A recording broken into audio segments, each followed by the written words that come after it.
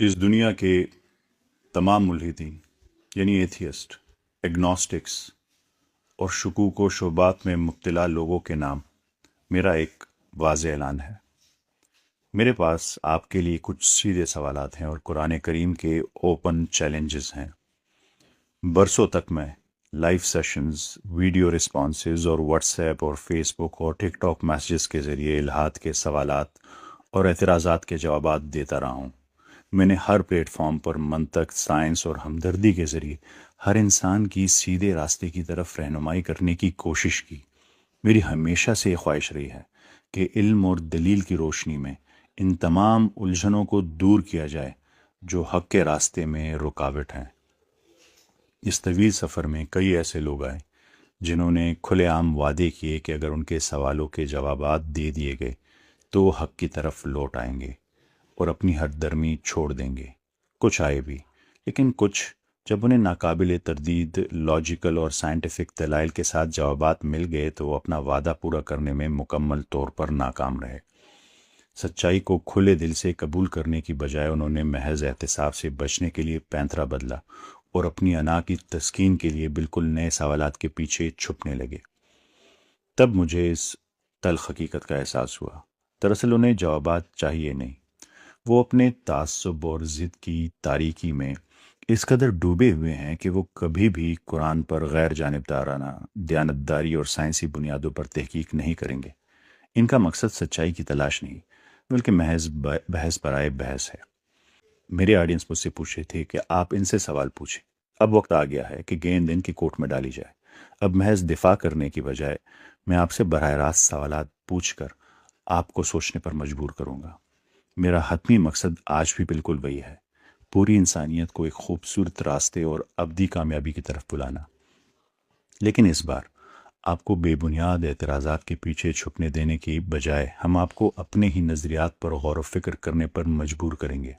میرا پہلا سوال ہے، ہم آرٹیفیشل انٹیلیجنس یعنی اے آئی، مشین لرننگ اور کمپیوٹیشنل لنگوسٹکس کے دور میں جی رہے ہیں۔ اس میدان کی سب سے جدید اور ترقی یافتہ شاخ اس کو اسٹائلومیٹری کہتے ہیں، یعنی لنگوسٹک طرز پہ اور سائنسی طرز پہ میتھمیٹیکل اسٹڈی کرنا۔ انسانی نفسیات کا ایک مسلم اصول ہے کہ ہر ایک انسان کا اپنا ایک منفرد لسانی فنگر پرنٹ ہے، لنگوسٹک فنگر پرنٹ ہوتا ہے۔ انسان جب بھی بولتا ہے یا لکھتا ہے، اس کے لاشعور یعنی اس کے سب کانشیس میں موجود الفاظ اور جملوں کی بناوٹ خود بخود ظاہر ہونے لگتی ہے۔ یہ ہر ایک کی الگ ہوتی ہے۔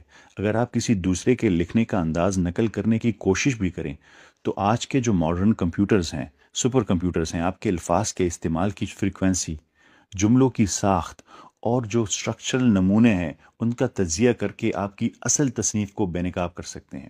کوئی بھی انسان 23 سال تک مسلسل دو بالکل مختلف شخصیات اور دو مختلف لنگوسٹک انداز میں بات نہیں کر سکتا۔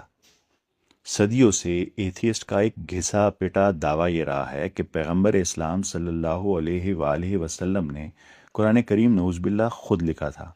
حال ہی میں جدید سائنس نے اس دعوے کو حتمی سائنسی کسوٹی پر پرکھنے کا فیصلہ کیا۔ مشہور اور اتھینٹک کمپیوٹیشنل اسٹڈیز جیسے سیوت کی 2015 سے 2023 کی تحقیق میں سائنسدانوں نے دو مختلف تحریروں کو مشین لرننگ اور الگوریتھمز میں ڈالا۔ سب سے پہلے انہوں نے قرآن کریم پیش کیا، پھر انہوں نے صحیح بخاری سے احادیث پیش کی جو کہ پیغمبر اسلام کی روزمرہ کی گفتگو اور بیانات کی نمائندگی کرتی ہے۔ الگوریتھمز نے دونوں کے الفاظ کی فریکوینسی اور جملوں کی پیچیدہ ساخت کا تفصیلی نقشہ تیار کیا۔ نتائج بالکل حتمی اور حیران کن تھے۔ کمپیوٹر نے دو بالکل الگ الگ لسانی اور ساختیاتی کلسٹرز یعنی اسٹرکچرل کلسٹرز بنائے۔ سائنس نے باقاعدہ طور پر یہ نتیجہ اخذ کیا کہ قرآن اور احادیث کا تصنیفی انداز بالکل مختلف ہے۔ قرآن کا لنگوسٹک ڈی این اے پیغمبر اسلام کی اپنی انسانی گفتگو سے 100% مختلف ہے، بلکہ دنیا کے کسی بھی انسان سے مختلف ہے۔ یہ بات کتنی موضوعاتی ہے اسے صحیح معنوں میں سمجھنے کے لیے ہمیں یہ دیکھنا ہوگا کہ جو دیگر تاریخی اور مذہبی کتابیں ہیں اس سائنسی جانچ پڑتال میں کیسی ثابت ہوتی ہیں۔ جب ماہر لنگوسٹک اے آئی کا استعمال کرتے ہوئے بائبل جیسی قدیم کتابوں کا تجزیہ کرتے ہیں تو الگورتھمز فوراً کئی مختلف آتھرز، مصنفین، ایڈیٹرز اور صدیوں پر محیط بدلتے ہوئے لنگوسٹک انداز کا ایک پیچیدہ پیچ ورک پکڑتے ہیں۔ سائنس بآسانی ان ملٹیپل انسانی ہاتھوں کو بے نقاب کر دیتی ہے جنہوں نے وقت کے ساتھ ساتھ ان میں رد و بدل کیا ہے۔ یعنی ایک آتھر نہیں ہے، ملٹیپل ہیں، چینجز ہوئے ہیں اس میں۔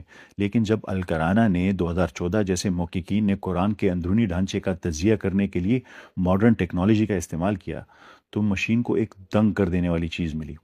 23 سال کی طویل عرصے میں، جنگ میں، امن میں، گہرے دکھ، ہجرت اور شاندار فتوحات کے بالکل متضاد اور مختلف حالات میں نازل ہونے کے باوجود قرآن کریم ایک بالکل کانٹینیوس، ایک ہی لنگوسٹک سٹائلسٹک ہوموجینٹی میں برقرار رہتا ہے، ایک ہی انداز، ایک ہی آتر۔ یہ مختلف ادوار یا مختلف تحریروں کا کوئی جوڑ نہیں ہے، یہ ایک واحد میتھمیٹیکل طور پر بے عیب آواز میں بات کرتا ہے جس میں ناممکن اسٹرکچرل توازن ہے۔ جیسے اس میں اتنے زیادہ اسٹرکچرل توازن ہے، اتنی ورڈ فریکوینسی اتنی پرفیکٹ ہے کہ وہ پاسبل ہی نہیں کہ اس ٹائم میں ہو سکے۔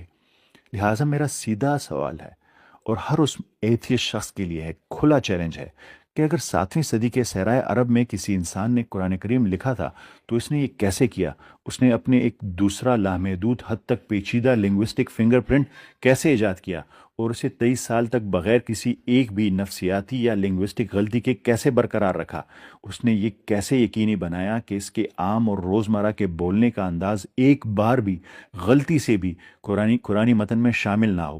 انسانی نفسیات اور جدید سائنس ہمیں بتاتی ہے کہ یہ طبی طور پر ناممکن ہے۔ تو مجھے بتائیں 1400 سال پہلے رہنے والے ایک انسان نے آج کی جدید اے آئی اسٹائلومیٹرک تجزیے کو کیسے شکست دی؟ یہ کیسے پاسبل ہے؟